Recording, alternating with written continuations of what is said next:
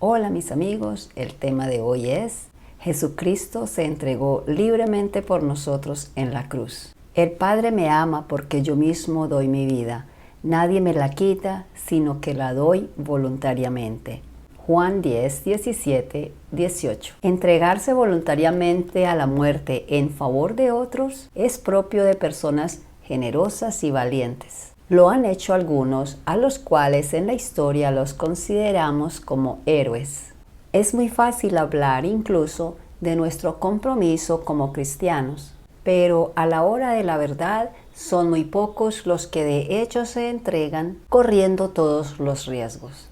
Jesús de Nazaret no solo se entregó voluntaria y libremente por nosotros hasta la muerte en la cruz, sino que para eso vino al mundo, para dar su vida hasta las últimas consecuencias en cumplimiento de la voluntad de su Padre. Jesús nunca fue demagogo o hablador. Todo cuanto decía era vida en él. Nadie tiene mayor amor que el que da su vida por los que ama. Juan 15, 13. A lo largo de toda su existencia, Jesús fue dando su vida hasta el último acto de amor, asumiendo la voluntad de su Padre.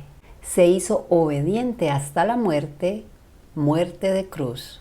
Dice Filipenses 2:8.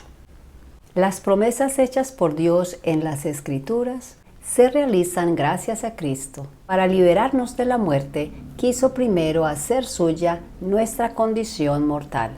Su muerte no fue un accidente, la anunció repetidas veces a sus discípulos y comenzó a insinuarles que el Hijo del Hombre debía sufrir mucho, ser entregado a la muerte y resucitar a los 3 días. Marcos 8, 31. Y se entregó libremente a ella, aunque su naturaleza humana se resistía. Así dice en Marcos 14, 36. Aparta de mí este cáliz, pero no sea lo que yo quiero, sino lo que quieras tú. El grito de Jesús, Padre, ¿por qué me has abandonado? Según dice Mateo 27, 46, expresa angustia, pero no desesperación, en una oración de súplica, de lamento y de experiencia de soledad ante la muerte, que solo encuentra su respuesta en Dios. Es una lamentación que termina en acción de gracias, como dice el Salmo 22. Por eso Jesús celebra su muerte anticipadamente en la última cena, en el contexto de acción de gracias, en la que sella la nueva alianza con la entrega de su sangre.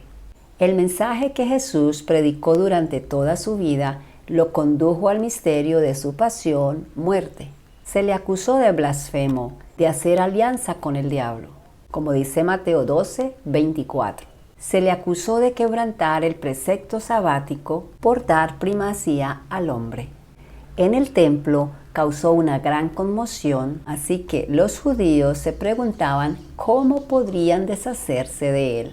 Esto desató un proceso decisivo en su condenación por el Sanedrín. Sufrió la suerte de los profetas. El sufrimiento y la persecución de Jesús son para él la figura humilde y oculta, pero real y fecunda del reino de Dios. El final de Jesús fue violento. Sin embargo, la expresión suya en la cruz, todo está cumplido, es un grito de victoria. El señorío de Dios viene de la humillación y el ocultamiento. De esta manera, la muerte de Jesús no es solamente una consecuencia de su actuación valiente, sino un resumen y culmen de su mensaje. Es la realización del reino de Dios por medio de la impotencia humana, del amor, en medio del abandono, de la plenitud en el vacío, de la vida a través de la muerte.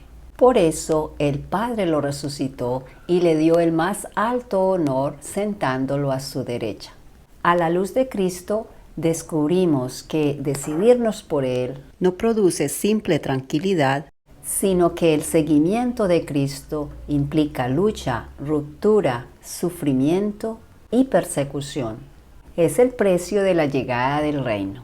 El misterio de la pasión y muerte del Señor debe mover en nosotros sentimientos de compasión, pero sobre todo ha de llevarnos al deseo sincero de querer imitarlo, de seguirlo con decisión y valentía para hacer que el reino llegue por el camino del sacrificio.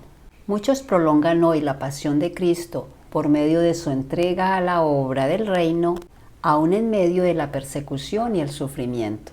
También hay muchos que no encuentran sentido a su dolor. ¿Qué hacemos para que el dolor de tanta gente tenga un valor redentor? ¿Cómo afrontamos la realidad ineludible del dolor? Proclamemos el Padre Nuestro fijándonos especialmente en esta petición. Padre, hágase tu voluntad, así en la tierra como en el cielo. Digamos también, adoramos de Cristo y bendecímoste que por tu santa cruz redimiste al mundo. Para recordar, ¿cómo fue la obediencia de Jesús a su Padre? La obediencia de Jesús a su Padre fue libre y total hasta la muerte, muerte de cruz. ¿Cómo podremos expresar nuestra obediencia al Padre?